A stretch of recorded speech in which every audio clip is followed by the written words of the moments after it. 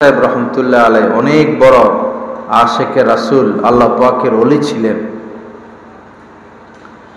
ওনার স্ত্রী মারা যাওয়ার পর তিনি সর্বপ্রথম যে কাজটা করলেন, তার ছেলে মাওলানা মাযহার সাহেব ওনাকে বললেন, তোমার মায়ের পাসপোর্টটা নিয়ে আসো। পাসপোর্ট আনা হলো। তিনি ভিতরে যে ছবি লাগানো ছিল ওটা ছিঁড়ে ফেললেন। যে এতদিন তিনি জীবিত ছিলেন, তার পাসপোর্টের প্রয়োজন ছিল, এখন তো তিনি মরে গেছেন, তার পাসপোর্টের প্রয়োজন নাই, এজন্য আমি ছবিটা ছিঁড়ে ফেললাম। আল্লাহওয়ালারা এই সমস্ত বিষয় এত গুরুত্ব দেন, কিন্তু আমরা এই বিষয় আমাদের কাছে একদম মামুলি। আল্লাহ পাক আমাদের সবাইকে তওবা করার তৌফিক দান করেন, ছবির ফিতনা থেকে বাঁচার তৌফিক দান করেন। কোন মানুষ এমনও রয়েছে মোবাইলের ভিতরে 1000, 2000, 3000 ছবি, আরো বেশি। বহু মানুষ তো 4-5 হাজার ছবি আছে ফেসবুকে, বিভিন্ন জায়গায় সেভ করে রাখে। কি উপায় হবে?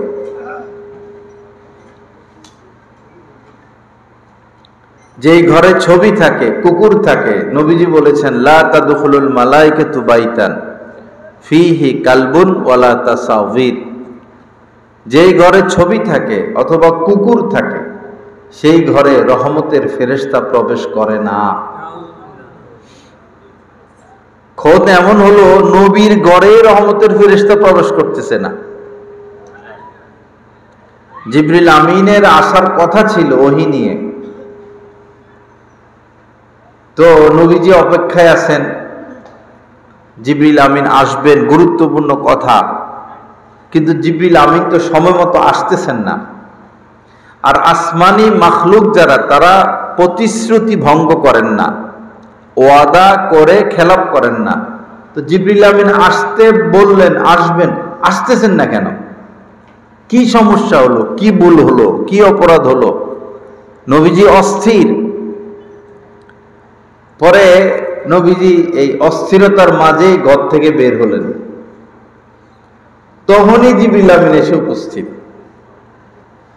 সাথে সাথে।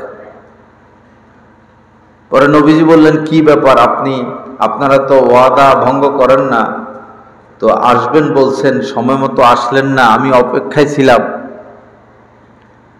তখন জিবরিল আমিন বলেছেন, যেই ঘরে ছবি থাকে, যেই ঘরে কুকুর থাকে, সেই ঘরে আমরা ফেরেশতারা প্রবেশ করি না।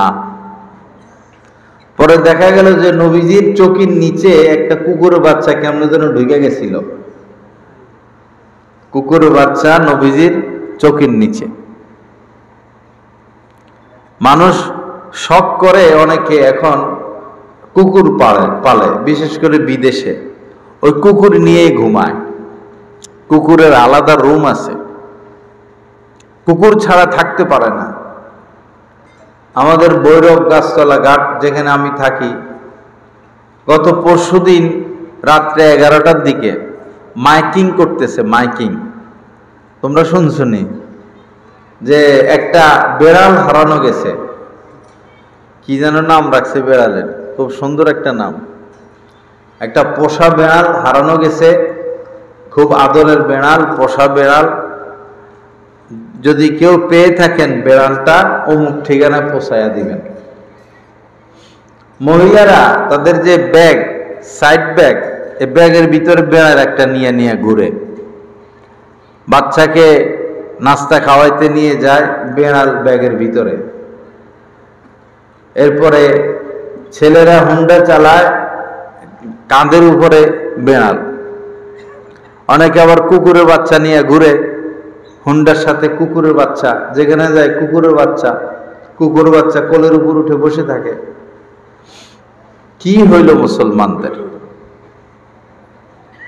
ছেলেরা এই কানের মধ্যে ধুল লাগায়, হাতের মধ্যে চুড়ি লাগায়।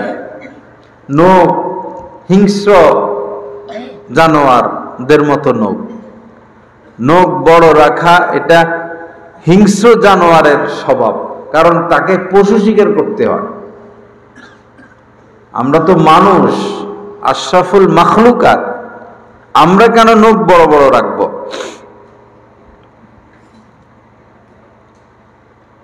বোঝা যাচ্ছে না কেন আমাদের এই অবনতি, কেন আমরা পিছনের দিকে যাচ্ছি। অনেক দেশ গ্রামের ভাইরা বুঝে না, জানে না, মা মারা গেছেন, বাবা মারা গেছেন, মোহাব্বতে মায়ের ছবি বাবার ছবি ওয়ালের মধ্যে ঝুলিয়ে রাখে। বিভিন্ন অফিসের মধ্যে নিজের মাথার উপরে নিজের বাবার ছবি। তো তারা মনে করে যে এটা আমার বাবার প্রতি আমার ভালোবাসা, আমার মোহাব্বত। ভাই, ভালোবাসা মোহাব্বত তো অন্তরের বিষয়। আপনি প্রতিদিন আপনার আব্বার জন্য একবার সূরা ইয়াসিন তেলাওয়াত করেন না, আপনার আব্বা 10 খতম কোরআনের সওয়াব পাবে। সেই কাজটা করেন। ছবি ঝুলে রাখলে আপনার আব্বা তো কিছু পাবে না। আব্বার প্রতি মহব্বত থাকলে, আম্মার প্রতি মহব্বত থাকলে কমসে কম আপনি প্রতিদিন 3 বার কুল হুয়াল্লাহ সূরা পড়েন, পড়ে তাদের আমলনামায় সওয়াব পৌঁছায়া দেন। 1 খতম কোরআনে কারিমের সওয়াব পুষবে। সেটা করবে না, সেটা করবে না। করবে কি? কবরের উপরে গিয়া মোমবাতি জ্বালায়, 40 করে, আরো কত কিছু করে। আমি ঢাকা জুমা পড়াইতাম কাজলা, মিরপুর 11:30 মনে হয়, কাজলা। এখানে বিশাল বড় গোরস্থান। তো যাইতাম, আসতাম, দেখতাম মোমবাতি আর মোমবাতি, পুরা কবরের চতুর্পাশে মোমবাতি, এই কবরের মোমবাতি, এই কবরের মধ্যে মোমবাতি, শত শত হাজার হাজার মোমবাতি কবরের পাশে।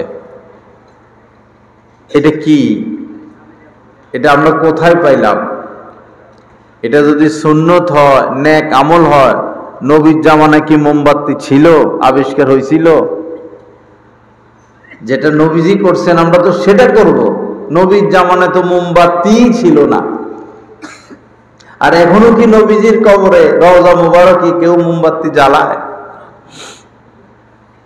নবীর কবরেই তো টাকা দেওয়ার কোনো ব্যবস্থা নাই। আর আমাদের দেশে এই কবরের মধ্যে কেন আমরা টাকা দেই? অষ্টগ্রাম গিয়েছিলাম সফরে। অষ্টগ্রাম চিনেন না? এটা তো বিবাড়িয়ার মধ্যে পড়ছে। অষ্টগ্রাম আলীনগর এলাকা। তো এখানে আমি ছাড়া আর কেউ যাইতে পারে না। শুধু ওনারা আমাকে মহব্বত করে। এলাকার যুবক ছেলে যেগুলো, এগুলো আমার ভক্ত, এরা আমাকে নেয়। পরে 1-2টা বয়ান শোনার পর তারা মহব্বত করছে, তা আমাকে সুযোগ দেয় যাইতে। আর কেউ যাইতে পারে না। তবলিগ কোনোদিন ঢুকতে পারে নাই। কওমি মাদ্রাসার কোনো আলেম আজ পর্যন্ত সে এলাকায় যাইতে পারে নাই। পরে গেলে শুনি বিভিন্ন কথা। এবার শুনছি আরো আজীব এক কথা। সেটা হইল, তাদের এলাকায় একটা পাগল মানুষ ছিল।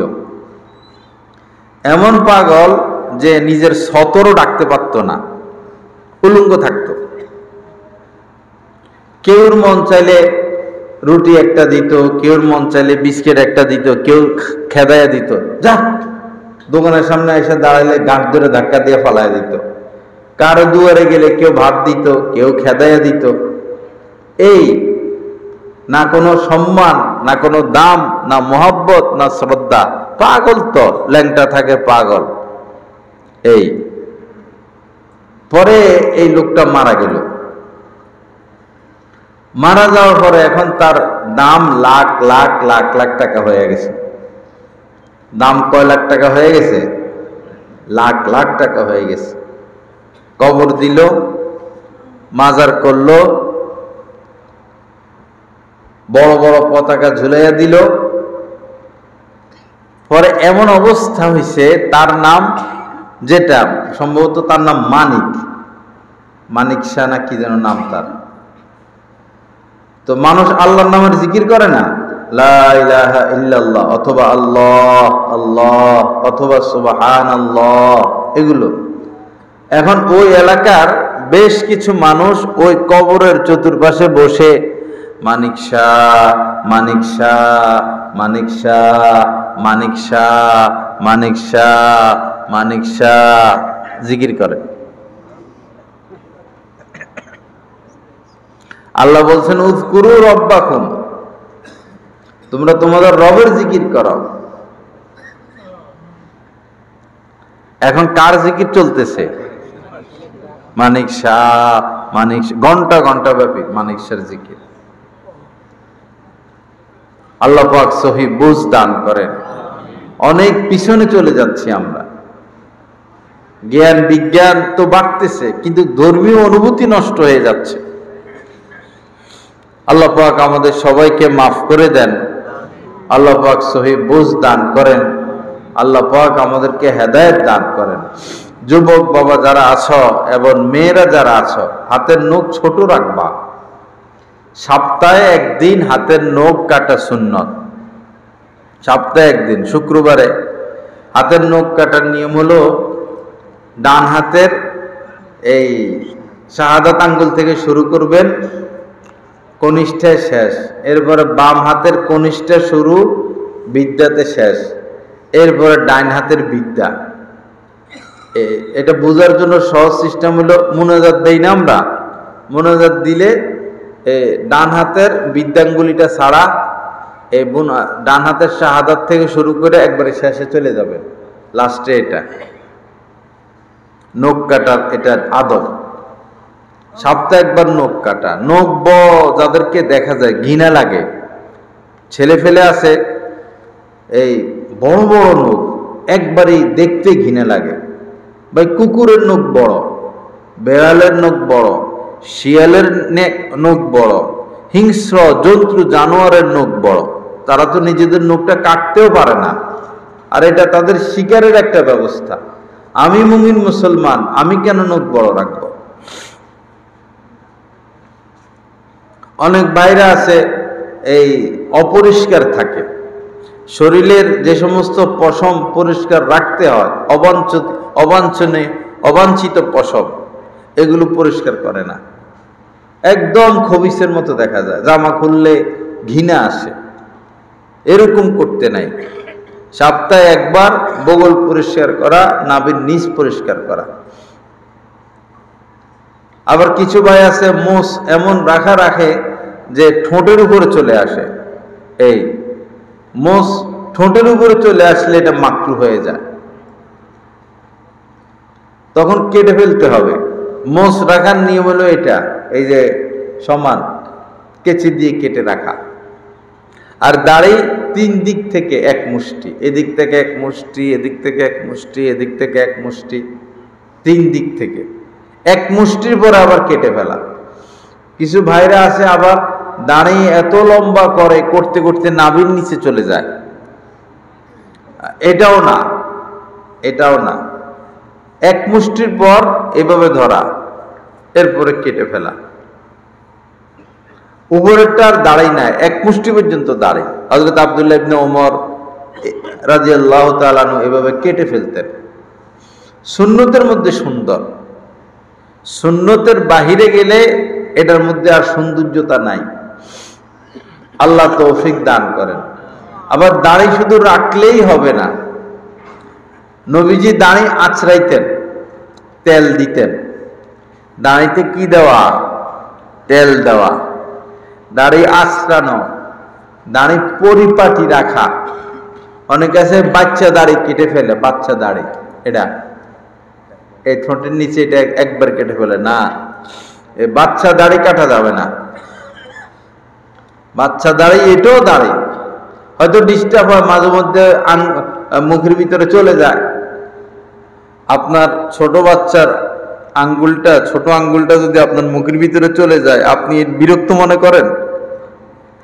তো এটা তো আপনার শরীরের একটা অঙ্গই, ছোট দাড়ি, এটাকে কেন কাটবেন? ছোট দাড়িও না কাটা। দাড়ি আঁচড়ানো, পরিপাটি রাখা, চুল আঁচড়ানো, পরিপাটি থাকা। নবীজি ঘরে থাকতেন বা সফরে যাইতেন, সেই 1450 বছর আগের কথা বলতেছি। নবীজির সাথে চিরুনি থাকতো, আয়না থাকতো। বলেন না সুবহানাল্লাহ। সেই 1450 বছর আগে চিরুনি খুঁজে পাওয়া যেত নাকি? না আয়না খুঁজে পাওয়া যাইত। কত দুর্লভ ছিল ওই জামানায় চিরুনি আর আয়না। কিন্তু মহান নবী সফরেও আর বাড়িতে থাকলে মাথার পাশে বালিশের কাছে চিরুনি রাখতেন, আয়না রাখতেন। এরপরে মেসওয়াক থাকতো নবীজির সাথে। এরপরে এই মেসওয়াক, এরপরে হ্যাঁ আরো কি কি রাখতেন? 5টা জিনিস রাখতেন। খুশবু রাখতেন। নবীজির ঘাম হচ্ছে পৃথিবীর সেরা খুশবু। নবীজির ঘাম মোবারক সেরা খুশবু। যখন ওহী নাজিল হইতো তো নবীজি ঘামাইয়া যাইতেন। ওহী অনেক ভারী। উটের উপরে বসা অবস্থায় যদি নবীজির উপরে ওহী নাজিল হইতো তো উট বসে যাইতো, সহ্য করতে পারতো না। নবীজি মাঝে মধ্যে আম্মাজান আয়েশা সিদ্দিকা রাদিয়াল্লাহু তাআলা আনহার কোলে শোয়া থাকতেন। তো ওই সময় মাঝে মধ্যে ওহী নাজিল হইতো। তো আম্মাজান বলতেন যে যখন ওহী নাজিল হয় আমার কাছে মনে হইতো যে আমার হাড্ডি টাড্ডি সব গুঁড়া গুঁড়া হয়ে গেছে, ওহীর ভার। তো যখন ওহী নাজিল হইতো ঘামাইয়া যাইতেন। তা আম্মাজান আয়েশা এই ঘাম এরকম করে নিয়ে নিয়ে জমা করে রাখতেন শিশিতে। কারণ গাম, নবীজির গামই কি শ্রেষ্ঠ খুশবু। এক বর্ণনা এরকম পাইছি যে এক মহিলা আসছে, মেয়ের বিয়ে, দোয়া নিতে আইছেন। পরে ওই সময় গরমকাল ছিল, তো বলছেন একটা শিশি নিয়ে আসো। শিশি নিয়ে আসছেন। পরে নবীজি গরমকাল ছিল, পরে কিছু ঘাম দিছেন এই শিশিতে, বলছেন এগুলো তোমরা আতরের সাথে মিশিয়ে ব্যবহার করবা। নবীজি যদি কোনো রাস্তা দিয়ে যাইতেন, মনে করেন 4-5টা রাস্তা, এদিকে গেল না এদিকে গেল না ওদিকে গেল, জিজ্ঞেস করা ছাড়া উপায় নাই। কিন্তু নবীজি যদি কোনো রাস্তা দিয়ে যাইতেন জিজ্ঞাসা করা লাগতো না সাহাবায়ে কেরামের যে নবীজি কোন রাস্তা দিয়ে গেছেন। কারণ যেই রাস্তা দিয়ে হাঁটতেন চতুর্পাশে সুঘ্রাণ ছড়াইতে থাকতো। সাহাবায়ে কেরাম শুনতে শুনতে সুখে সুখে নবীজিকে গিয়ে পাইয়া যাইতেন। এজন্য পরিষ্কার থাকা, শরীরের থেকে যেন দুর্গন্ধ না আসে, খুশবু ব্যবহার করবেন। বিশেষ করে মেসওয়াক। যতবার ওহী নিয়া নবীজির কাছে জিবরিল আমিন এসেছেন ততবারই বলেছেন ইয়া রাসূলুল্লাহ আপনি মেসওয়াক করুন, ততবার বলছেন। মেসওয়াকের এত গুরুত্ব। বহু মানুষ আছে নামাজে দাঁড়ানো যায় না, মুখের থেকে দুর্গন্ধ। বহু মানুষ আছে কথা বলা যায় না, দাঁত লাল লাল আর মুখের থেকে দুর্গন্ধ। এমন হওয়া চাই না। আর যারা ধূমপান করে তারা তো আজীবন নিজের স্ত্রীর উপরে জুলুম করে যায়, আজীবন।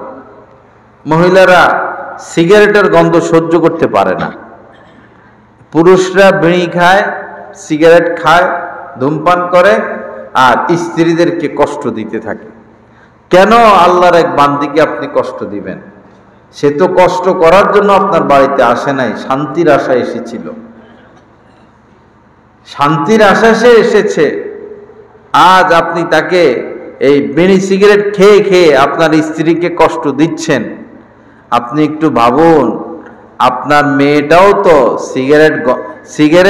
সিগারেটের গন্ধ সহ্য করতে পারে না। তো আপনার মেয়েটাকে বিবাহ দিলেন, আপনার জামাতাটা সিগারেট খাক, এটাকে আপনি পছন্দ করেন? এখানে যারা আছেন আপনাদের মেয়ে আছে কিনা? আপনাদের মেয়ের জামাই সিগারেট খাক, এটা আপনারা কেউ চান? কেন? মেয়েটার কষ্ট হবে। এখানে যারা আছি আমাদের বোন আছে না? বোন আছে। আমাদের ভগ্নিপতি সিগারেট খাক আর আমাদের বোন কষ্ট পাক, মাথা ব্যথা করুক, এটা আমরা কেউ চাই? তাহলে আমরা নিজেরা কিভাবে সিগারেট খাবো? নিজেরা কিভাবে ধূমপান করব? আমার ঘরে আমার স্ত্রী যে, সে তো কাহারো না কাহারো মেয়ে, কাহারো না কাহারো বোন, তাদেরকে কিভাবে আমরা কষ্ট দিব? স্ত্রীকে কষ্ট দেওয়া যাবে না। ইস্তাসু বিন নিসাই খাইর, নবীজি বলেছেন, আমাদেরকে বলেছেন, আমরা যারা স্বামী আমাদেরকে বলছেন, এই স্বামীরা তোমাদের স্ত্রীদের ক্ষেত্রে একটা নসিহত শুনো। কি? যে তাদের সাথে ভালো আচরণ করো। কি আচরণ করতে কইছে? ভালো আচরণ। তারা কষ্ট দিবে, তারা কষ্ট দিবে, তাদের কষ্ট আজীবন মেনে নিতে হবে। কারণ হইল আল্লাহ পাক তাদেরকে বাঁকা হাত দ্বারা তৈরি করছেন। কি দ্বারা? বাঁকা হাত দ্বারা। আদম আলাইহিস সালামকে তো মাটি দিয়ে বানাইছেন। পরে আদম আলাইহিস সালাম একা একা জান্নাতে কি করবেন? অশান্তি, সময় কাটে না। তো উনি ঘুমাইছেন, এই বাম পাজরের একটা হাড় খুলে নিয়ে দেখবেন আমাদের একটা কম আছে, এই পাজরের থেকে এই পাজরে হাড় একটা কম আছে। বাম পাজরের একটা হাড় খুলে নিয়ে এই হাড়টা বেশি বাঁকা, এটা দিয়া হযরত হাওয়া আলাইহিস সালামকে বানাইছেন। এর দ্বারা ইঙ্গিত, যেহেতু বাঁকা হাত দ্বারা বানাইছেন, স্ত্রী কোনোদিন সোজা হবে না, কোনোদিন সোজা হবে না। আবার নবীজি এটাও বলছেন, বেশি সোজা করতে চাইবা ভাঙ্গে দেব, তার মানে তালাক হয়ে যাবে। আবার যদি ছাইড়া দাও, এই বাঁকা এটা আস্তে আস্তে আস্তে আস্তে আরো কি হবে? বাঁকা হবে। এজন্য ইস্তাসু বিন নিসাই খাইর, স্ত্রীদের সাথে ভালো আচরণ করো। আল্লাহ আমাদেরকে তৌফিক দান করেন। আবার স্ত্রীরাও স্বামীকে বোঝা উচিত। নবীজি বলেছেন, নেককার স্ত্রী কারা? নেককার স্ত্রী, প্রথমে নেককার স্ত্রীর মর্যাদাটা বলি। আমি খুতবা পড়ি নাই শুরুতে, বারবার খুতবার কথা মনে পড়তেছে। নাহমাদুহু ওয়া নুসাল্লি আলা রাসূলিহিল কারীম, আম্মা বাদ। খুতবা না পড়লে বরকত হয় না। তো নেককার স্ত্রীর মর্যাদা কি? নবীজি বলেছেন, আদ-দুনিয়া কুল্লুহা মাতা। এই পৃথিবীতে আল্লাহ পাক যত কিছু সৃষ্টি করছেন, আকাশ জমিন, চাঁদ সূরজ, এই মাছ, এই মুরগি, এই ফলমূল, এই ফুল, নদী নালা, খাল বিল, যা কিছু সৃষ্টি করেছেন সব নিয়ামত আর নিয়ামত, নিয়ামত আর নিয়ামত। আর দুনিয়া কুল্লুহা মাতা, খায়রু মাতাঈদ দুনিয়া আল মারআতুস সালিহা। আর এই হাজার হাজার নিয়ামতের মধ্যে শ্রেষ্ঠতম নিয়ামত হচ্ছে একজন নেককার স্ত্রী। বলেন সুবহানাল্লাহ। শ্রেষ্ঠতম নিয়ামত হচ্ছে যে নেককার স্ত্রী পায়, এই বেটা তো দুনিয়াতে জান্নাত পেয়ে গেছে। আর যার স্ত্রী হলো দাজ্জাল, যার স্ত্রী কি? দাজ্জাল মার্কা, তারা জাহান্নামে যাওয়ার দরকার নাই, দুনিয়ায় জাহান্নাম হয়ে গেছে। এজন্য আল্লাহর কাছে নেককার স্ত্রী চাওয়া। রব্বানা হাবলানা মিন আজওয়াজিনা, আল্লাহ নিজে দোয়া শিখেছেন। ও যুররিয়াতিনা কুররাতা আয়ুনিউ ওয়াজআলনা, আল্লাহ এমন স্ত্রী দেন, এমন সন্তান দেন যেন আমাদের চক্ষু শীতল হয়ে যায়, কলিজা ঠান্ডা হয়ে যায়। তো নেককার স্ত্রী হচ্ছে শ্রেষ্ঠ নিয়ামত। এখন নেককার স্ত্রীকে অন্য হাদিসে নবীজি বলেন, ইযা নাযারা ইলাইহা সাররাতহু, স্বামী যখন স্ত্রীর দিকে তাকাবে, স্ত্রী স্বামীকে খুশি করে দিবে। স্ত্রী তো বোঝা দরকার স্বামী আমার দিকে এখন কি জন্য তাকাইছে, স্ত্রী এটা বুঝে নিতে হবে। যে জন্য তাকাইছে, স্বামীর সেই চাহিদা স্ত্রী পুরা করে স্বামীকে খুশি করে দিবে। ওয়া ইযা আমারাহা আতাআতহু, স্বামী যখন স্ত্রীকে কোনো নির্দেশ দিবে, এক গ্লাস পানি নিয়ে আসো, বা আজকে সকালবেলা রুটি বানাও, ফ্যানটা চালু করে দাও, মাথায় একটু তেল দিয়ে দাও, স্বামী যখন স্ত্রীকে কোনো নির্দেশ দিবে, স্ত্রী সেটা মেনে নিবে। ওয়া ইযা গাবা আনহা হাফিজাতহু, আর স্বামী যখন স্ত্রীকে রেখে দূরে কোথাও যাবে, ঢাকায় গেল, বিদেশে গেল, স্ত্রী নিজের সতীত্বেরও হেফাজত করবে, স্বামীর মালেরও হেফাজত করবে। যে নারীর মধ্যে এই 3 গুণ পাওয়া যাবে সে নারী হচ্ছে নেককার নারী, আবেদা সলেহা। এরা সোজা জান্নাতে চলে যাবে, সোজা। এখন নারীরা গরম হয়ে যেতে পারে যে স্বামীরা শুধু আমাদেরকে নির্দেশ দিবে আর আমরা শুধু নির্দেশ মানবো, শুধু তাদের সেবা করবো, তাদেরকে রাজি খুশি রাখবো, আর আমাদের কোনো কাম নাই। ভাই, আমাদের সবার কাম হলো ইবাদত, আল্লাহ সন্তুষ্টি। সবার কাম কি? ইবাদত করা, আল্লাহর সন্তুষ্টি। ওমা খালাকতুল জিন্না ওয়াল ইনস ইল্লা লিয়াবুদুন। ইবাদতের জন্য আল্লাহ আমাদেরকে সৃষ্টি করছেন। স্বামীর খেদমতি হচ্ছে স্ত্রীর ইবাদত, স্বামীর খেদমতি হচ্ছে স্ত্রীর ইবাদত। কেননা নবীজি বলেছেন আইয়ুমা ইমরাতিন হামজাটা পড়ে যাবে আর কি, মিলাইতে পারতেছি না। আইয়ু মামরাতিন, হ্যাঁ, আইয়ু মামরাতিন মাতাত। কোন স্ত্রী যদি এমত অবস্থায় মারা যায়, ওয়া যাওজুহা আনহা রাদিন, যে তার স্বামী তার উপর সন্তুষ্ট ছিল, নবীজি বলেন দাখালাতিল জান্নাত, কোনো কথা নাই, এই মহিলা এক দৌড়ে জান্নাতে ঢুকে যাবে, সোজা জান্নাতে। তো স্বামীকে সন্তুষ্ট রাখা বোঝা গেল কি? জান্নাতে তো যাবে ইবাদতের বদলতে, ইবাদত না করলে জান্নাতে যাওয়া যাবে না। তো স্বামী সন্তুষ্ট রাখার কারণে যদি সে জান্নাতে চলে যায়, বুঝতে হবে স্বামীকে সন্তুষ্ট রাখা একটা কি? ইবাদত, কারণ এটা আল্লাহর হুকুম। আল্লাহ পাক আমাদেরকে সহি বুঝ দান করেন। আবার আমরা স্বামীরাও আমাদের মধ্যে ইনসাফ রাখতে হবে। কি রাখতে হবে? ইনসাফ রাখতে হবে। তাদের উপর জুলুম করা যাবে না। শীতকাল, আপনার শীতের জামা আছে, আপনার জ্যাকেট আছে, আপনার পায়ের মোজা আছে, আপনার মাফলার আছে, আর আপনার স্ত্রীকে আপনি কিছুই দিচ্ছেন না, আপনি তো জালেম। আপনি কি? জালেম। আপনার অসুখ হইলে দৌড় মারেন, যাইয়া ফার্মেসির থেকে ওষুধ নিয়ে খাইয়ে ফেলেন, আপনার অসুখ। স্ত্রীর অসুখ হয়েছে, তার হাতে তো টাকা নাই, আপনি বলতেছেন একটু ধৈর্য ধরো, দেখি না কোন দিকে যায়, যত মাত্র আজকে আসে, আজকে আসলে একটা এক দুদিন দেখো না, দেখি কি হয়। কাজ দিতে দিতে যান শেষ, আচ্ছা আদা দিয়ে চা দিয়ে খাও, দেখা যাক না কি হয়। নিজের হইলে সাথে সাথে ফার্মেসি, আর স্ত্রীর হইলে কি করো? ধৈর্য। ওই সময় বাইজিদ বোস্তামি হয়ে যায়, স্ত্রীর ওয়াজ করে ধৈর্য ধরো, ধৈর্য ধরো, ধৈর্য ধরো। এই মার্কা স্বামী হলো শয়তান মার্কা স্বামী। এরা কি মার্কা স্বামী? শয়তান মার্কা স্বামী।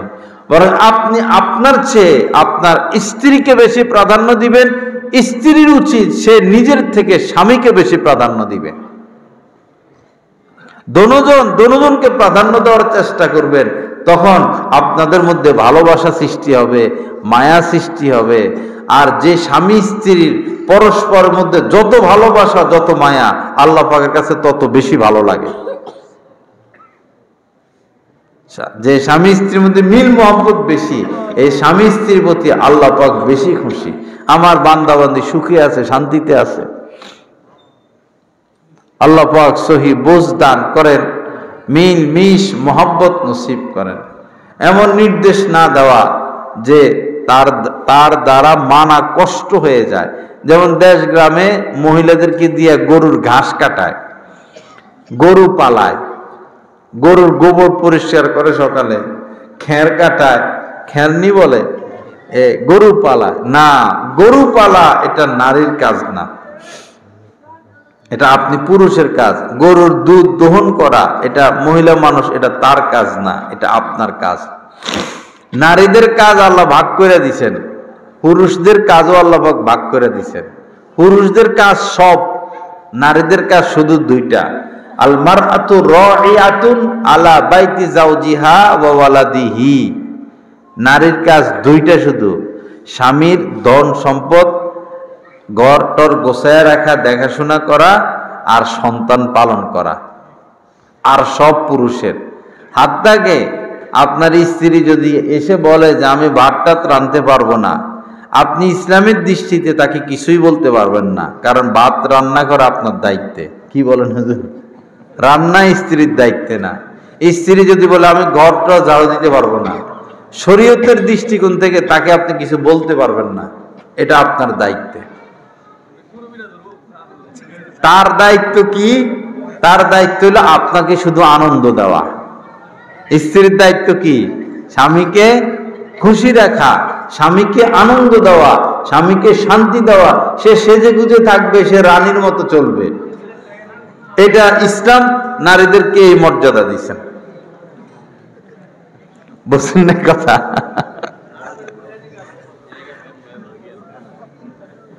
কোরআন হাদিসের বাহিরে বলতেছি। হ্যাঁ,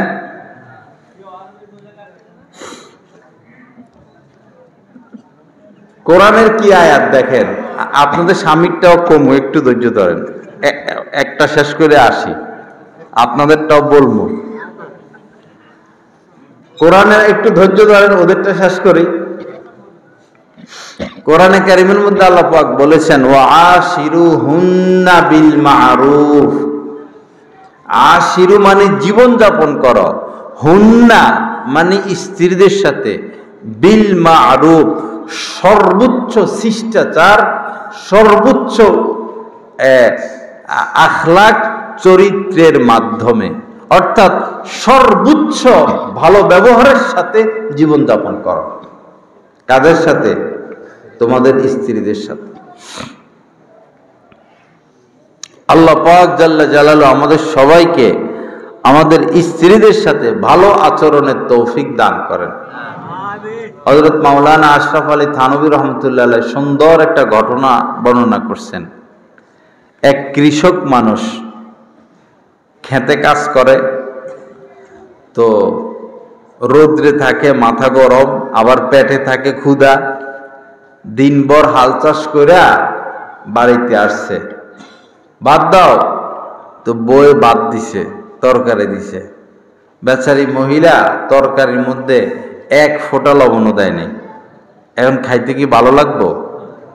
এক তো বেচারার মাথা গরম, বুড়া মানুষ, কাজ করে আইছে, মেজাজ খারাপ, পেটে ক্ষুধা, আবার তেলে তরকারিতে দেয় নাই লবণ। এখন সে শুধু এদিকে তাকায়, হেদিকে তাকায়, পিছনে তাকায়, ডাইনে তাকায়। স্বামী স্ত্রী তো সামনে, বলতেছে স্বামী আপনার কি লাগবে আমাকে বলেন, আমি আইনা দিই। আসলে তো সে খুঁজতেছে হেটা, লাঠি খুঁজতেছে, লাঠি মানে আজকে শরীরে হাড্ডি একটাও রাখবো না। পরে দেখেন আল্লাহর দয়া, তার একটা মেয়ে ছিল, সে তার মেয়েটাকে বিবাহ দিছে। পরে হঠাৎ করে তার মাথায় চিন্তা আসলো, আরে আমার মেয়ের দ্বারাও তো এরকম ভুল হইতে পারে। যদি এমন হইলো আমার মেয়েই তরকারিতে লবণ দিল না, তা আমি তো এটাই কামনা করব যে আমার জামাতা আমার মেয়েটাকে মাফ করে দেখ। আমি তো এটা কামনা করব না আমার জামাতা আমার মেয়েকে মারো, এটা তো আমি কামনা করি না। আমি তো এটাই চাই আমার জামাতা আমার মেয়ের ভুলটা মাফ করে দেখ। যাক, আমিও মাফ করে দিলাম। তো বেচারা একদিন মারা গেল। মারা যাওয়ার পরে তো আল্লাহ পাক তার নাজাত পাওয়ার মতো কোনো আমল নাই তার। কৃষক মানুষ, সে নিরাশ, সে ধরা খেয়ে যাবে। পরে আল্লাহ পাক বলছেন যে তোমার এমন একটা আমল আছে যে আমলটার খবর তোমার কাছেও নাই। সে বলল অমুক দিনে কথা কি মনে আছে? তুমি মনে মনে তোমার স্ত্রীর উপর রাগ করছিলা, আবার মনে মনে তাকে মাফ করে দিছিলা। ভিডিও করতেছ? হ্যাঁ, তো ক্যামেরা এমনি রাখার দরকার কি? মনে ভিডিও করতেছো তুমি ভাই? হ্যাঁ, আমার মনে ভিডিও করতেছো, নাহলে এমনি রাখছো কি জন্য? এগুলো হারাম বলছি না, গুনাহ কবিরা, হারাম, লানতের কাজ।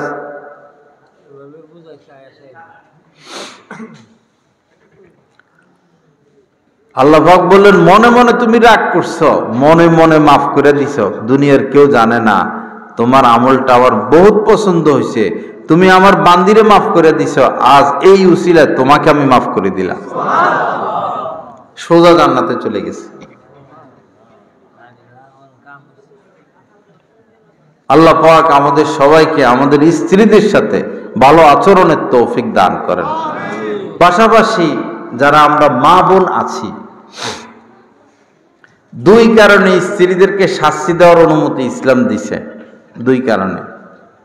এক হলো যদি তারা সাজগোজ না করে, সেজেগুজে না থাকে। মহিলারা সাধারণত সেজেগুজে থাকে না। ও যারা অফিস আদালতে চাকরি করে, হেরা সাইজা গুইজা অফিসে যাবে। আর এমনি আমাদের স্ত্রী যারা, এরা সাধারণত বাচ্চা কাচ্চা পালে, রান্না বান্না করে, ওরকম পরিষ্কার চলে না। তো কোনো মহিলা যদি স্বামীর রুচি মোতাবেক পয় পরিষ্কার না থাকে, সেজেগুজে না থাকে, তখন স্বামীকে কিছু শাস্তি দেওয়ার অনুমতি নবীজি দিছেন।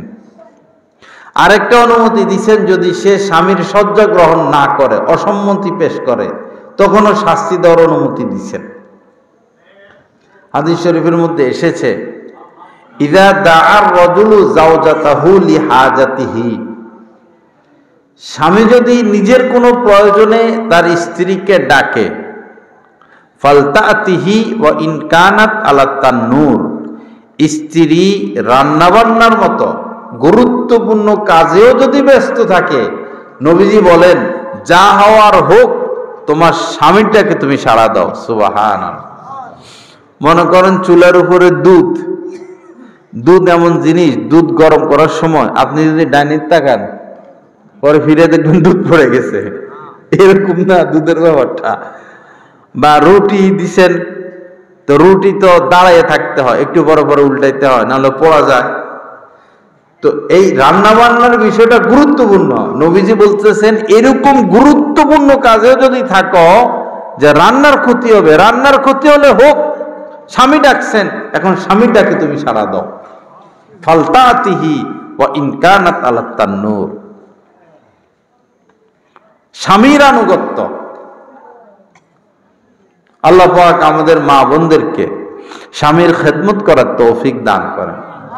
স্বামী ঘরে গেছে, স্বামীর চেহারার দিকে তাকাইয়েই আপনার বুঝতে হবে আমার স্বামীর এখন কি প্রয়োজন। গরমকাল, এক গ্লাস শরবত বানাই দিলেন, তার এখন খানার টাইম, তাড়াতাড়ি খানার ব্যবস্থা করলেন, সে যেটা খায়, যেগুলো পছন্দ করে সেগুলো ব্যবস্থা করলেন, তার রুচি মোতাবেক চললেন। আল্লাহ পাক আমাদের সবাইকে সহি বুঝ দান করেন। বাকি উভয় পক্ষের প্রতি এহসান করব, ছাড় দিব। আপনি আপনার স্ত্রীকে ছাড় দেন, তার পক্ষ থেকে আপনি ছাড় পাবেন। কারণ আমরা পুরোপুরি তাদের হক আদায় করতে পারবো না, আবার তারাও পুরোপুরি আমাদের হক আদায় করতে পারবে না। অতএব ছাড় দেওয়া এবং মুহাব্বতের সাথে এগিয়ে যাওয়া। আল্লাহ আমাদের সবাইকে মাফ করে দেন। হাদিস শরীফের মধ্যে এসেছে যে ওই বান্দার প্রতি আল্লাহ পাক দয়া করেন, রহিমাল্লাহু আবদান, রহিমা, আল্লাহ দয়া করেন। আল্লাহর দয়া তো দয়া, আল্লাহ দয়া করলে আর কিছু লাগে না।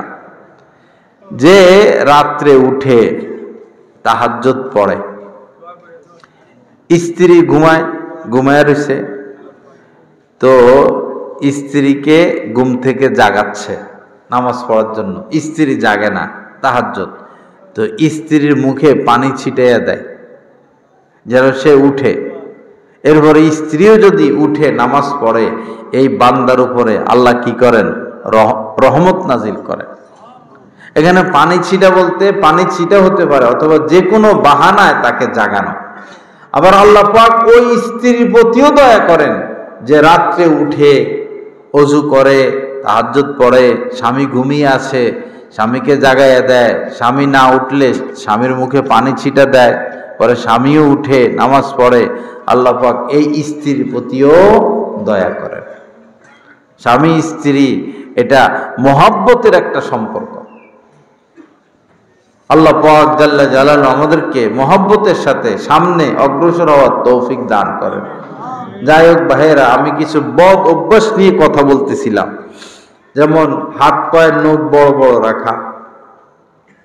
অনেকে আছে আমরা দেখি যে মাথা আশ্রায় না, মাথা আশ্রায় না, দাড়ি আশ্রায় না, এগুলো ঠিক না। শরীরের থেকে দুর্গন্ধ আসে, এটা ঠিক না। মা বোনেরা প্রয়োজনে বডি স্প্রে ব্যবহার করবে যেন শরীর থেকে দুর্গন্ধ না আসে। স্বামী ঘরে আসবে, আসার আগেই তারা পরিপাটি হয়ে যাবে, প্রয়োজনে ব্রাশ করবে, মেসওয়াক করবে, বডি স্প্রে ব্যবহার করবে। স্বামী ঘরে যাবে, স্বামীর মুখ থেকে যেন দুর্গন্ধ না আসে, মেসওয়াক করবে, প্রয়োজনে ব্রাশ করবে, খুশবু ব্যবহার করবে। পরিপাটি থাকা, আজীবন পরিপাটি থাকা, একজনের দ্বারা যেন আরেকজন কষ্টের শিকার না হয়। আল্লাহ আমাদের সবাইকে তৌফিক দান করেন।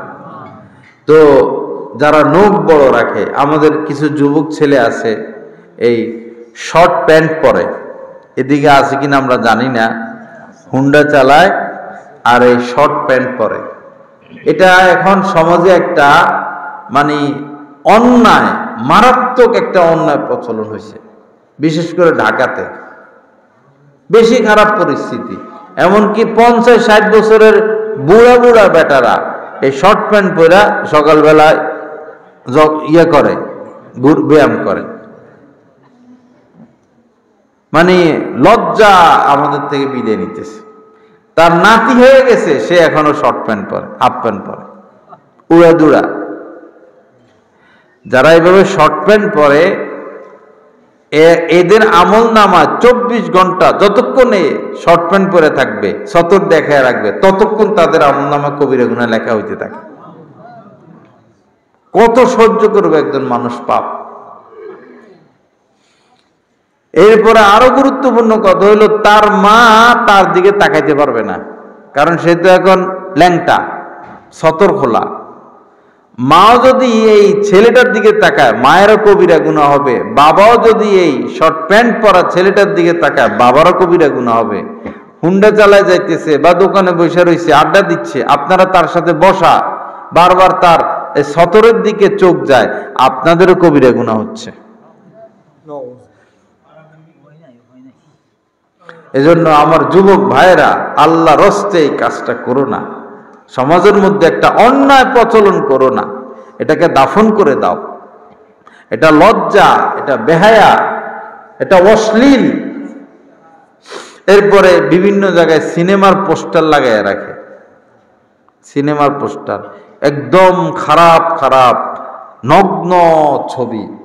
এই ছবিগুলো 3 বছরের বাচ্চা দেখে, 10 বছরের বাচ্চা দেখে, বুড়া দেখে, জোয়ান দেখে। এটা যে মুসলমানের সমাজ, এটা যে ইসলামের সমাজ, কোনোভাবে বোঝার উপায় নাই। এজন্য যারা এলাকার মুরব্বী আছেন, মেম্বার সাহেব আছেন বা চেয়ারম্যান আছেন বা সরকারের লোক যারা আছেন, তারা বলবেন যে আমার এলাকায় এই উলঙ্গ কোনো ছবি লাগাইতে পারবা না। মেম্বার সাহেবের এটা বলার অধিকার আছে, চেয়ারম্যানের বলার অধিকার আছে। যদি মেম্বার চেয়ারম্যান এটা না করে, তারা তো পোস্টারগুলো তাদের নিজেদের জায়গায় লাগায় না, লাগায় সরকারি ফিলারে, ওয়ালে। তো সে তো একটা অন্যায় করলো। আপনি একটা ন্যায়ের কাজ করবেন, এটা ছিঁড়ে ফেলবেন। সে করছে অন্যায়, আপনি করবেন কি? বহু জায়গায় মানুষ মসজিদ থেকে নামাজ পড়ে বাইর হবে, মসজিদ থেকে বাইরে হইলে যেখানে চোখ যায় সেখানে সিনেমার পোস্টার। এটা তো মুসলমানদের দেশ, এখানে কেন এত অশ্লীলতা হবে? আল্লাহ সহি বুঝ দান করেন, আল্লাহ আমাদেরকে হেদায়েত দান করেন, আল্লাহ আমাদেরকে সুন্দর একটা সমাজ দান করেন। মেয়েরা, এই মেয়েদের যে কি হলো, এই গায়ে কাপড় রাখতে চায় না, বিশেষ করে বুক ঢেকে রাখতে চায় না। একটা মেয়ে মানুষ, তার তো নিরাপত্তার দরকার আছে। সে তো তার শরীরটা ঢেকে রাখবে, বুকটা ঢেকে রাখবে, চুলগুলো ঢেকে রাখবে। কেমন যেন তাদের মধ্যে একটা নেশা, নিজের অঙ্গ প্রত্যঙ্গ মানুষকে দেখানো। যার ভিতরে ঈমান আছে, যার ভিতরে আল্লাহর ভয় আছে, সে তো এটা করতে পারে না, সে তো পর্দার ভিতর থেকে বের হবে না। এই সমাজে যে সমস্ত মেয়েরা এমন করে, এরা আমাদেরই মেয়ে, আমাদেরই বোন, আমরা শাসন করব, আমরা তাদেরকে বুঝাবো, ঘর থেকে বের হবা, পর্দার সাথে বের হও, নিজের শরীর ঢেকে রাখো, সমাজ খারাপ, ছেলেপেলে খারাপ, একটা বিপদ হইতে পারে, একটা বিপদ আসতে পারে। ঢাকা উত্তরা একটা ঘটনা ঘটছিল অনেক বছর আগে। একটা মেয়ে, ধনী লোকের মেয়ে, বেশি উৎপাত করে আর কি, ভার্সিটিতে পড়ে, এলাকার প্রভাবশালী, কখনো শর্ট প্যান্ট পরে বাইর হয়, কখনো কিছুই নেই গায়ে, এই উল্টা পাল্টা চলাফেরা, অশ্লীল। পরে পোলাভাইনগুলো দেখে, পরে প্ল্যান প্রোগ্রাম কইরা পোলাভাইনে এলাকার একদিন সুযোগ মতো ধইরা একবারে নিয়ে গেছে মাইক্রোতে উঠাইয়া। মেয়ের বাপ তো পাগল হয়ে গেছে, খুঁজতে খুঁজতে কই আর খুঁজবো, যারা নিচে প্ল্যান করে নিছে, নিয়া 6 দিন রাখছে মেয়েকে তাদের কাছে। যা হওয়ার তো হইছে, দর্শনের শিকার অবশ্যই হয়েছে সে। 6 দিন পর আবার রাত্রে আয়না বাড়ির সামনে নামাইয়া তারা চলে গেছে। পরে আর এই মেয়ে এখন আর ঘর থেকে বাইরে হয় না। পরে অনেক দিন পরে এখন বোরকা পরে বাইর হয়, বোরকা পরে বাইরে। পরে পোলাপাইন বলে যে, কি হাজি সাহেব, 6 দিনেই হজ শেষ হয়ে গেছে আপনার? কি কয় হাজি সাহেব, 6 দিনে আপনার হজ শেষ হয়ে গেছে? সীমা লঙ্ঘন করতে নাই। ওয়ালা তা'তাদু, তোমরা সীমা লঙ্ঘন করো না, কেউই কোনো সাইড থেকে সীমা লঙ্ঘন না করে। যে ছেলেরা এত জোরে হুন্ডা চালায়, আরো কি একটা বদবুদ আওয়াজ বাইর করছে, হুন্ডার মধ্যে আলাদা লাগা, এটা রাস্তা দিয়ে যাবে, এমন বদবুদ আওয়াজ যে আপনি বাধ্য হবেন তারে দেখতে এবং আপনি বিরক্ত হবেন। কিন্তু এটা হেদের কাছে কি লাগে? মজা লাগে। এরকম ঠ্যাটের করে, মানে কি একটা বিকট শব্দ করে হুন্ডা চালাইয়া যায়, এরকম করে 80, 120 প্রতিদিন হুন্ডা অ্যাক্সিডেন্ট হইয়া জায়গায় মারা যাইতেছে। যেই ছেলেগুলো সীমা লঙ্ঘন করে, বেশি টান দেয়, 3টা উঠে 4টা উঠে, এরা এদের জীবনকে শেষ করে দেয়। কিশোরগঞ্জের রোডে একটা ছেলে এই হুন্ডা অ্যাক্সিডেন্ট হয়েছে। পরে সবাই বলতেছে যে সে মারা গেলে ভালো, এমন অ্যাক্সিডেন্ট, কিন্তু সে মারা যাচ্ছে না আর কি। মাথা ভাঙ্গা গেছে, দোনো হাত ভাঙ্গা গেছে, দোনো পা ভাঙ্গা গেছে, হাড্ডি মাড্ডি, কয়টা চিকিৎসা করবে ডাক্তারে, সর্বঙ্গ আঘাত, তার সে চিকিৎসার অনুপযুক্ত, কিন্তু সে মারাও যাচ্ছে না। অল্প কিছুদিন আগে আমাদের মাদ্রাসার সামনের একটা ছেলে হুন্ডা অ্যাক্সিডেন্ট হয়েছে। পরে এই ড্রাইভার মরে নাই, পিছনের 2টা আঘাতপ্রাপ্ত হয়েছে। এই ছেলেটা ছোট ছিল, পরে ওই জায়গায় সে 2 ঘন্টা পড়েছিল, অথচ বাড়ির সামনে, ঠিকানাও নাই, কেউ চিনে না। পরে জানাজানি হয়েছে, পরে কিছুক্ষণের মধ্যে মারা গেছে। সীমা লঙ্ঘন করতে নাই, বাচ্চাদেরকে হুন্ডা কিনে না দেওয়া, আর হুন্ডা চালাইতে হলেই সরকারি আইনটা মানা, হেলমেট পরতে হবে। সরকারি আইন এমন যে চালায় সেও হেলমেট পরতে হবে, আর পিছনে যে বসে তাকেও হেলমেট পরতে হবে। আর হেলমেট পরলে অ্যাক্সিডেন্ট হইলেও তাও ছোটখাটো অ্যাক্সিডেন্ট, মাথায় আঘাত লাগে না, বেঁচে যায়। আল্লাহ পাক সহি বুঝ দান করেন। আল্লাহ পাক সীমা লঙ্ঘন থেকে আমাদেরকে বাঁচার তৌফিক দান করেন। মাশাআল্লাহ, আপনার আমিনের আওয়াজ তো আরশে আজিম পর্যন্ত মাশাআল্লাহ পৌঁছে গেছে। তো কোন লাইনে সীমা লঙ্ঘন না করা। ওয়ালা তা'তাদু ইন্নাহু লা ইউহিব্বুল মু'তাদিন, কেননা আল্লাহ পাক সীমা লঙ্ঘনকারীদেরকে পছন্দ করেন না। সীমা লঙ্ঘনের মধ্যে যেগুলো এখন পড়ে আমাদের সমাজে, অধিক হারে নেট ব্যবহার সীমা লঙ্ঘনের মধ্যে পড়ে। সুদের পথে যে ঢুকছে তো ঢুকছে। এরপরে দেশের সম্পদ লুটপাট করতেছে তো করতেছে। 600টা বাড়ি এক মন্ত্রীর, লন্ডন সহ দেখেন 600টা বাড়ি। সে তার বাড়িতে যদি যাওয়া শুরু করে, একদিনে যদি এক বাড়ি করে যায় তাহলে তো 2 বছর লাগবে। নিজের বাড়িগুলোতে যাইতে কয় বছর লাগবে? হয়তো সে কোনোদিনও তার সব বাড়িতে যাইতে পারে নাই। কি পরিমাণ দেশের সম্পদ বাহিরে গেছে।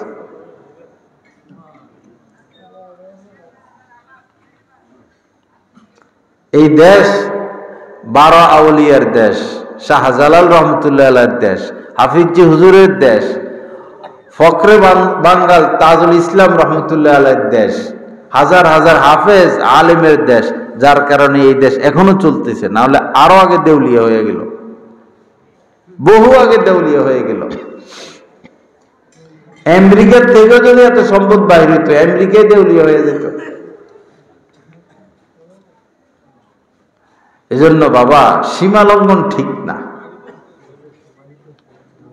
যারা সুদের পথে লিপ্ত হয়ে গেছেন বাবারা, এটা আগুন, সুদ আগুন। আপনি সুদের পথে হেঁটে যত হাজার কোটি টাকার মালিক হন না কেন, আল্লাহ পাক চ্যালেঞ্জ করে দিয়েছেন, তোমার এই সম্পদকে আমি নিশ্চিহ্ন করেই ছাড়ব। ইয়ামহাকুল্লাহুর রিবা ওয়া ইউরবিস সাদাকাত। আল্লাহ পাক বলেন যে তিনি সুদকে নিশ্চিহ্ন করবেনই করবেন এবং সদকাকে তিনি বাড়াইয়া দিবেন। সুদ থেকে বাঁচার চেষ্টা করি। উনি অসুস্থ হইলে এখান থেকে নিয়ে গেলেন ওনাকে। লা ইলাহা ইল্লাল্লাহ। হাদিস শরীফের মধ্যে এসেছে যে লা ইয়াদখুলুল জান্নাতা লাহমুন নাবাতা মিনাস সুহতি। যে লোক বড় হয়, হৃষ্টপুষ্ট হয়, শরীরে রক্ত মাংস বাড়ে সুদ খেয়ে খেয়ে, এই শরীর জান্নাতে প্রবেশ করবে না। কঠিন অবস্থা। এজন্য আল্লাহর রাস্তে ভাইরা সুদ মুক্ত হয়ে যায়। শহরে বেশিরভাগ যারা ব্যবসা বাণিজ্য করে, বেশিরভাগই ব্যাংকের সাথে ব্যাংকের সিসির সাথে সম্পর্ক। যার সুদের সাথে সম্পর্ক, তার সম্পর্ক আল্লাহর সাথে নয়, শয়তানের সাথে। তার সম্পর্ক জান্নাতের সাথে নয়, জাহান্নামের সাথে। তার সম্পর্ক সুখের সাথে নয়, দুঃখের সাথে। উপায় থাকবে না ভাই, সুদ মুক্ত হয়ে যায়। আমাদের নিজের এলাকায় একবারে, আমাদের নিজের এলাকার ঘটনা, আমাদের মেম্বার সাহেব সুদ খাইতেন, দলিল লিখতেন, বিচারে এক এক বিচারে যে টাকা বেশি দিত তার দিকে রায় দিয়ে দিত। আবার নিজে সুদের ব্যবসাও করতেন, টাকা দিতেন, সুদে লাগাইতেন। তো বেচারা মারা গেছে, পেট টেট ফুলে গেছে, চেহারা টেহারা ফুলে গেছে, বিকট হয়ে গেছে চেহারা, ভয়ঙ্কর হয়ে গেছে চেহারা। মানুষ পাপ যত বেশি করে, মরলে তাদের চেহারা তত বিকট হয়ে যায়। আর নেককারদের চেহারা হলদে হলদে হয়, মনে হয় হাসতেছে, মনে হয় জিন্দা। যে হালাল খাবে, গুনাহমুক্ত থাকবে, মারা যাওয়ার পরে চেহারা এত সুন্দর হয়ে যাবে। আমার মা একজন নেককার মহিলা ছিলেন। তো উনি মারা যাওয়ার পর মনে হয় 10 গুণ ওনার সৌন্দর্য বেড়ে গেছে, চেহারা এত সুন্দর হয়ে গেছে। আমাদের কমলপুর মাদ্রাসায় একদিন এক লোকের জানাজা পড়াবো আমি, চেহারা দেখলাম, দেখে মনে হইতেছে উনি হাসে, এত সুন্দর চেহারা, মনে হয় হাসতেছে, জিন্দা। পরে আমি বললাম উনি কে, বাড়ি কই? পরে শুনলাম উনি একজন রিক্সাওয়ালা। সুবহানাল্লাহ। দুনিয়াতে রিক্সা চালাইছে, তাতে কি হয়েছে? আখেরাতে তো নাজাত পাইয়া গেছে। টাকাটা হালাল ছিল। আপনারা 10 তলা বিল্ডিং করেন, 20 তলা বিল্ডিং করেন, সুদি টাকা নিয়া এই বিল্ডিং এর মধ্যে আল্লাহ পাক শান্তি রাখেন না। হিম্মত করলে সুদ থেকে মুক্ত হওয়া যাবে। 1 দিরহাম সুদ কেউ যদি জেনে শুনে খায়, 1 দিরহাম রূপার, মনে করেন বাংলাদেশের বোঝার জন্য 1 টাকা, 1 দিরহাম সুদ কেউ যদি বুঝে শুনে খায়, তো হাদিসের মধ্যে এসেছে 36 বার জিনা করার চেয়েও বড় পাপ 1 দিরহাম সুদ যদি কেউ খায়। অথচ যারা সুদের সাথে লিপ্ত, এরকম বহু মানুষ আছে, হাজী সাহেব, মসজিদ কমিটির লোক, দিনদার, তারা জিনা করবে না কিন্তু সুদ খেয়ে যাচ্ছে।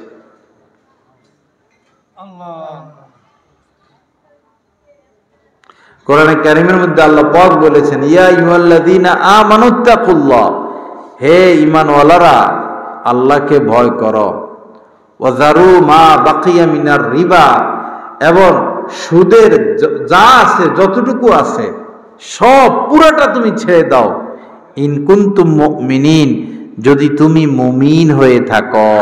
দেখেন শেষ কথাটা দেখেন, যদি তুমি আমাকে বিশ্বাস করো, আমি তোমার রব, সৃষ্টিকর্তা, আমি একদিন তোমার বিচার করব, আমার সামনে তোমাকে আসতে হবে, যদি তুমি এটা বিশ্বাস করো, তাহলে সুদের A to Z সব ছেড়ে দাও। ফাইন লাম তাফআলু, যদি সুদ না ছাড়ো, ফাযানু বিহারবিন মিনাল্লাহি ওয়া রাসূলি, তো প্রস্তুতি নাও আল্লাহ এবং তার রাসূলের সাথে যুদ্ধের। আল্লাহ এবং তার রাসূলের সাথে যুদ্ধের ঘোষণা শুনে নাও। যুদ্ধ মানে কি? তোমার আর উপায় নাই। আল্লাহ পাক আমাদেরকে সুদ মুক্ত হওয়ার তৌফিক দান করেন। ইনশাআল্লাহ সুদ মুক্ত হব তো ইনশাআল্লাহ। হারামে কি নাই? আরাম নাই, হারামে আরাম নাই। লা ইলাহা ইল্লাল্লাহ। আল্লাহ পাক আমাদেরকে মাফ করে দেন, আল্লাহ পাক আমাদেরকে সুদ মুক্ত হওয়ার তৌফিক দান করেন।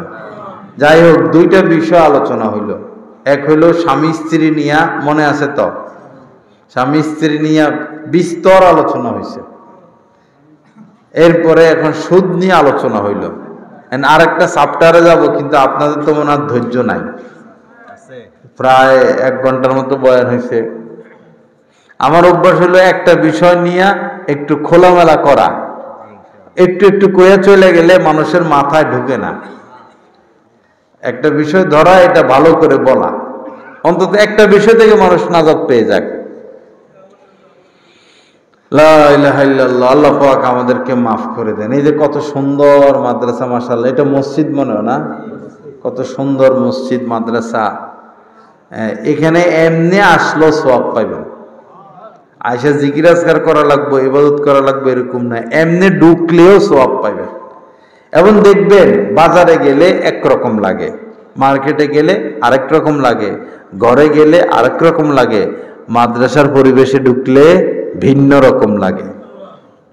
কারণ এখানে অধিক হারে তেলাওয়াত হয়, অধিক হারে রাসূলের প্রতি দুরূদ পাঠ করা হয়।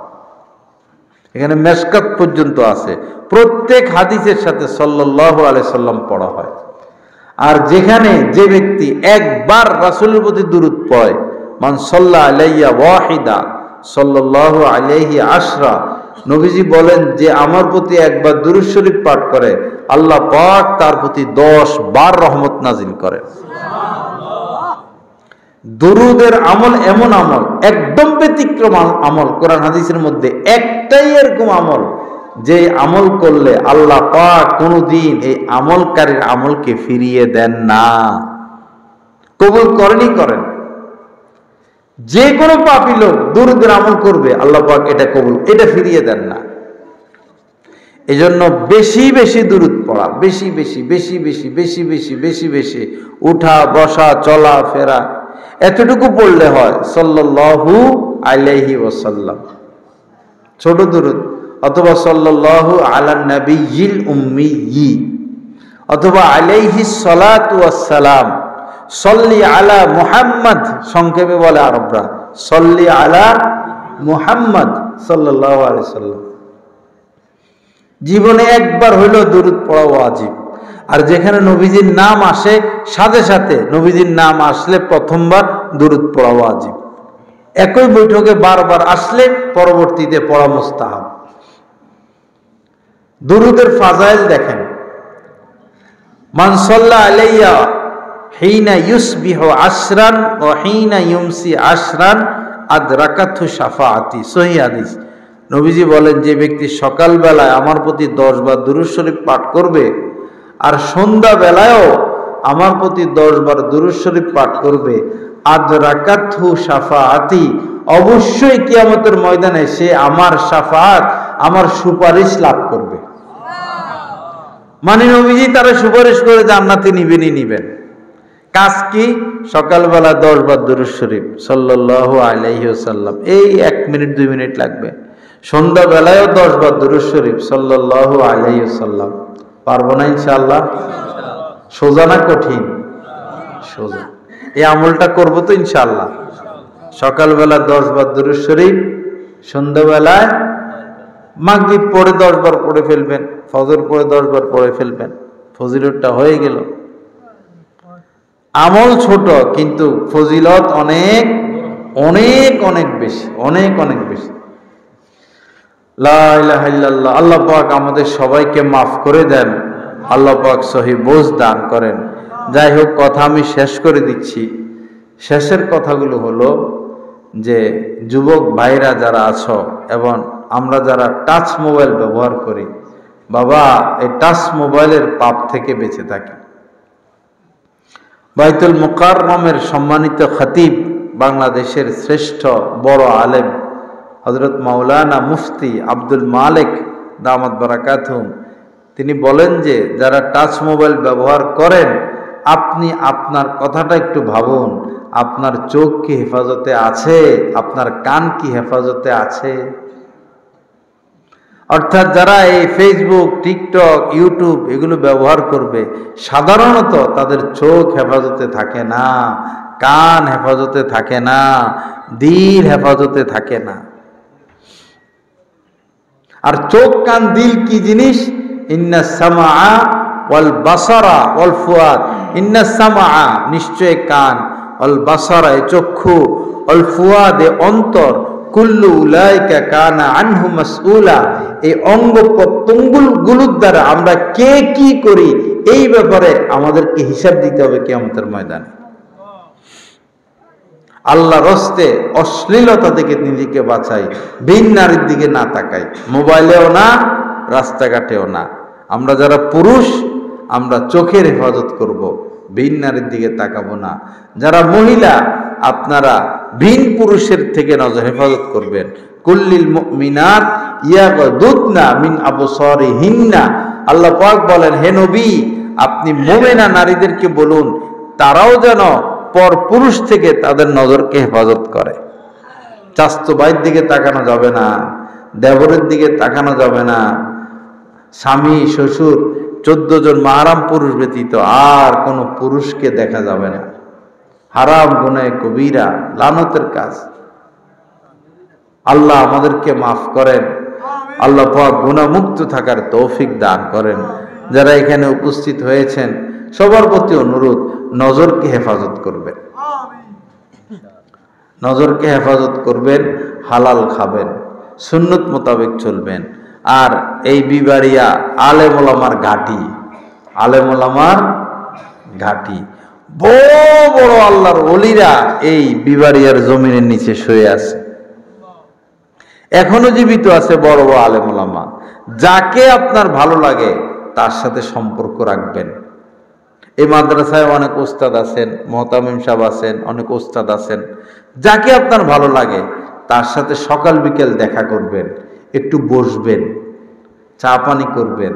এই যে আলেমদের সাথে দেখা সাক্ষাৎ করবেন, উঠা বসা করবেন, এর দ্বারা আপনার আমল সুন্দর হবে, আপনার ইসলাহ হবে, আপনি দিন শিখতে পারবেন, আপনি সোজা জান্নাতে চলে যেতে পারবেন। আলেমদের সাথে উঠা বসা ব্যতীত সাধারণ মানুষের দিন শিখার কোনো রাস্তা নাই। আপনার মসজিদের ইমাম সাহেব, ওনার তাকওয়া আছে, তোহারাত আছে, বস তার সাথে উঠা বসা করবেন, চলাফেরা করবেন। আসর থেকে মাগরিব কাজ নাই, ইমাম সাহেবের সাথে এসে বসে থাকবেন। মাগরিব থেকে কাজ নাই, ইমাম সাহেবের কাছে এসে বসে থাকবেন। দোকানে বসে থেকে লাভ কি? চায়ের দোকানে বসে থেকে লাভ কি? গিবত, শেকায়েত, গান বাজনা, আজে বাজে সকল কথা। আলেমদের সাথে উঠা বসা করবেন। আল জালিসুস সালেহ খায়রুম মিনাল ওয়াহদা। নবীজি বলেছেন, একা একা থাকার চেয়ে কোন নেককার সাথে থাকা উত্তম। আল জালিসুস সালেহ খায়রুম মিনাল ওয়াহদা। আর খারাপ লোকের সাথে থাকার চেয়ে একা একা থাকা উত্তম। এজন্য বাবারা, আল্লাহওয়ালা নেককার আলেম ওলামাদের সাথে সম্পর্ক বাড়ান, তাদের সাথে উঠা বসা করেন। এটা আপনার দুনিয়ারও নাজাতের বিষয়, আখিরাতেরও নাজাতের বিষয়। পারলে তাদের হাতে বায়াত হয়ে যাবেন। কোনো আল্লাহওয়ালা যদি পান, বায়াত হয়ে যাবেন। বায়াত হওয়া সুন্নত। এরপরে ইসলাহি সম্পর্ক রাখবেন, যে আমি তো মিথ্যা কথা বলি, আমি তো কুচিন্তা করি, আমার ভিতরে হিংসা, আমার এই সমস্যা সেই সমস্যা। এই আর্থিক চিকিৎসাগুলো তাদের থেকে নিবেন। আল্লাহওয়ালারা রুহের ডাক্তার, রুহানি ডাক্তার। আল্লাহ পাক জাল্লা জালালু আমাদেরকে মাফ করে দেন। আল্লাহ পাক আমাদেরকে এই কথাগুলোর উপর আমলের তৌফিক দান করেন। অযথা কথা কম বলার চেষ্টা করব। অযথা কথা, আলতু ফালতু কথা, বিনা প্রয়োজনীয় কথা।